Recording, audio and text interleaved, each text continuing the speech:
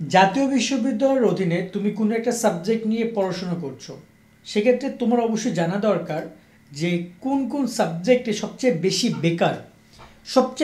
বেকার মানে তুমি সেখান থেকে পাশ করার পরে বেকার থাকবা, বা এরকমের কোন কোন সাবজেক্ট রয়েছে। মূলত জাতীয় বিশ্ববিদ্যালয়ে যারা পাশ করে বের হয় সেখানে প্রায় 28.24%ই বেকার। এর মধ্যে আবার কিছু সাবজেক্ট টপ লেভেলের বেকার আর কি বের করে দেয়। বলা যায় যে সেই সকল সাবজেক্টে পড়াশোনা করে চাকরির বাজারে চাকরি পাওয়াটা তুলনামূলক একটু কষ্টকর। তা আমরা দেখছিলাম আজকে মূলত তারা একটি প্রতিবেদন প্রকাশ করেছে, আমরা ডেইলি ক্যাম্পাস দৈনিক শিক্ষা থেকে দেখছিলাম যে জাতীয় বিশ্ববিদ্যালয় থেকে পাশ করা শিক্ষার্থীদের 28.24% বেকার। যারা চাকরিতে আছেন তাদের বেশিরভাগ স্বল্প আয়ে চাকরি করেন। পাশ করা শিক্ষার্থীদের 40.13% সরকারি চাকরি করতে চান। বেকারদের মধ্যে নারী বেশি, এই সংখ্যা গ্রামের দিক থেকে বেশি। তো এই যে একটা পরিসংখ্যান, তার সাথে কোন কোন সাবজেক্টগুলো জড়িত বেশি, কোন কোন সাবজেক্টগুলোতে এরকমের ভ্যালুলেস বেকারত্ব প্রোভাইড করে, সেটা নিয়েও কথা বলছি। তার আগে এই লাইনটা আমরা একটু বুঝি যে অনেক শিক্ষার্থী যারা কিনা প্রায় 43.10% শিক্ষার্থী সরকারি চাকরি করতে চায়, এবং বাস্তবিক অর্থে সরকারি চাকরি অনেক শিক্ষার্থী করেও। যারা কিনা জাতীয় বিশ্ববিদ্যালয়ে সেই অনার্স প্রথম বর্ষ থেকে তাদের টার্গেট সরকারি চাকরি, তারা কিন্তু প্রস্তুতি নেওয়া শুরু করে। তারা তাদের নিজেদের মতো করে পড়ালেখা করে first year, second year, third year, final year, আবার চাকরির পরও 4 বছর পরে, এবং যখন তারা পাশ করে বের হয় তারা সরকারি চাকরিতে অ্যাপ্লাই করে, এবং অনেকে ভাগ্যক্রমে পড়াশোনায় মেধাবী থাকলে, চেষ্টা থাকলে, পরিশ্রম থাকলে চাকরি পেয়েও যায়। কিন্তু সবাই তো আর চাকরি পায় না, এবং বেশিরভাগ নারী হচ্ছে বেকার।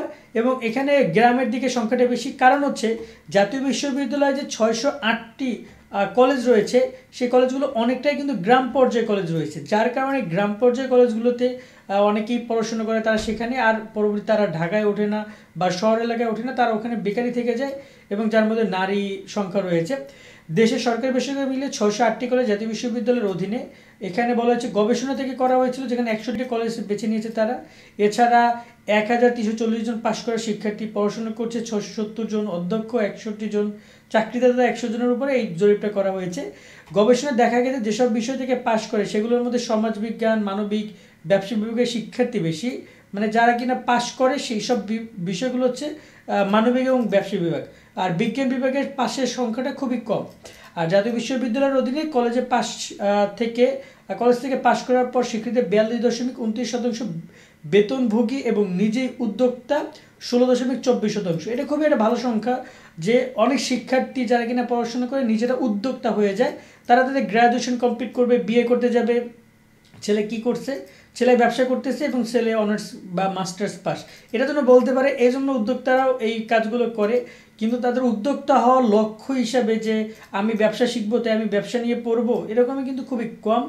এবং প্রায় 42.29% শিক্ষার্থী যারা কিনা স্বল্প বেতনে চাকরি করে বাংলাদেশের মার্কেটে। এবং সাধারণ শিক্ষা ব্যবস্থা থেকে যারা এসএসসি পাস করে এসে গ্রাজুয়েশন শেষ করেছে, তাদের মধ্যে বেকারত্ব বেশি। কারিগরি দাখিলে করে আসে শিক্ষার্থীদের মধ্যে বেকারত্ব কম। অফকোর্স কারিগরি এবং দাখিল যারা করেছে তারা অনেকেই বেকার আর নেই। এবং এখানে তারা বলছে যে BA pass course, political science, মানে সেই যে তোমার রাষ্ট্রবিজ্ঞান, ঠিক আছে, তারপর হচ্ছে তোমার এখানে এরপরে library management, Bangla, Islamic history, culture বিষয় থেকে পাশ করার শিক্ষার্থীদের বেকারত্বটা বেশি, মানে তারা বেকার বেশি। আবারও নামগুলো বলছি, এখানে বিএ পাস করা course, political science, library management, Bangla, Islamic history মানে ইসলামী ইতিহাস ও সংস্কৃতি, এই বিষয়গুলোতে তাদের বেকারত্বের সংখ্যাটা বেশি। অন্যদিকে ইংরেজি, অর্থনীতি, অ্যাকাউন্টিং, সোশ্যোলজি, ফাইন্যান্স এবং ব্যাংকিংয়েও কম।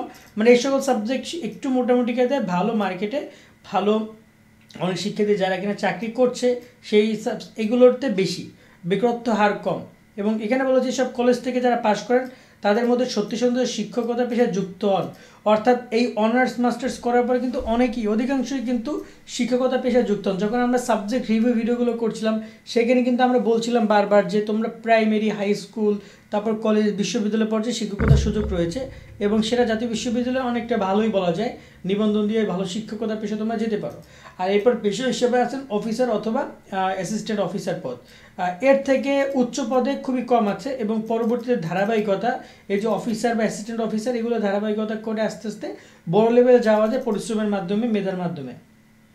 জাতীয় বিশ্ববিদ্যালয়তে পাশ করা শিক্ষার্থীরা 43.13% সরকারি চাকরি করতে চান।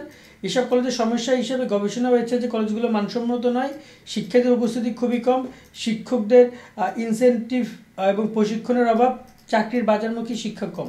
তো এখানে শিক্ষা কম, এই যে বাজারমুখী শিক্ষা কম, এটা খুবই গুরুত্বপূর্ণ টপিক। কলেজের মান নিয়ে প্রশ্ন তো সবসময় স্বাভাবিক। কলেজের মান যদি ভালো হয়, শিক্ষার্থীর উপস্থিতি ভালো অফকোর্স হবে, এবং শিক্ষকদের যে বেতন প্রশিক্ষণ সেটাও যে তুলনামূলক কম সেটা কিন্তু বলা বাহুল্য। এই হচ্ছে আপাতত জাতীয় বিশ্ববিদ্যালয়ে সেই রিপোর্টের বিষয়গুলো। আশা করি আমরা বুঝতে পেরেছি যে তোমরা ইন ফিউচারে কীভাবে কী প্ল্যান করবা। তবে একটা কথা মাথায় রাখবা, এই পরিসংখ্যান বর্তমানে হলো তোমরা যারা বর্তমানে পড়াশোনা করছো জাতীয় বিশ্ববিদ্যালয়ের অধীনে বা ইন ফিউচারে ভর্তি হবা, তুমি তোমার পরিশ্রমের মাধ্যমে সব সমীকরণ পরিবর্তন করতে পারো। সো তোমাকে পরিশ্রম করতে হবে, তোমাকে তোমার জায়গা থেকে চেষ্টা করতে হবে, অবশ্যই ভালো কিছু হবে। আজকের মতো আমরা এখানে বিদায় নিচ্ছি। সকল অনেক ভালো থাকবে। আল্লাহ হাফেজ।